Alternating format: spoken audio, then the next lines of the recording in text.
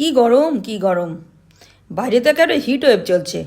এই সময় বাইরে থেকে ঘুরে এসে একটু আম পান্না পেলে প্রাণটা জুড়িয়ে যায়। প্রত্যেক বছর একজন দাদা ভাই আমার কাছে সেল করতে আসেন। এবার কিছু অসুবিধার জন্য আসতে পারেননি। আমি তাই ঘরেই বানাচ্ছি আম পান্না।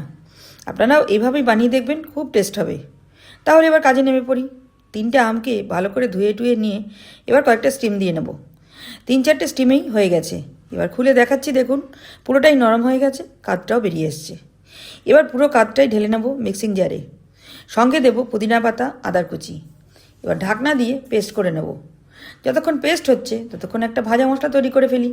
ফ্রাই প্যানে 1 চামচ জিরে, 1 চামচ গোলমরিচ, 1 চামচ মৌরি হালকা করে ভেজে শিলপাটায় বেটে নেব। এবার আম পান্না তৈরি করার জন্য আমি 1 কাপ চিনি নিলাম।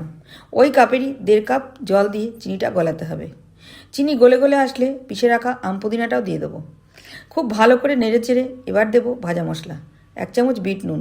বেশ ফুটে ফুটে গেলে দেবো 1 চামচ ফুড কালার দিয়ে ভালো করে নাড়াচাড়া করে দেবো 1 বাটি তুলসীর ভেজানো বীজ। এটা আপনারা যে কোনো মুদিখানা দোকানেই পেয়ে যাবেন। এবার ফাইনালি আমি আম পান্না তৈরি করব। তার আগে বোতলে ঢেলে ফেললাম।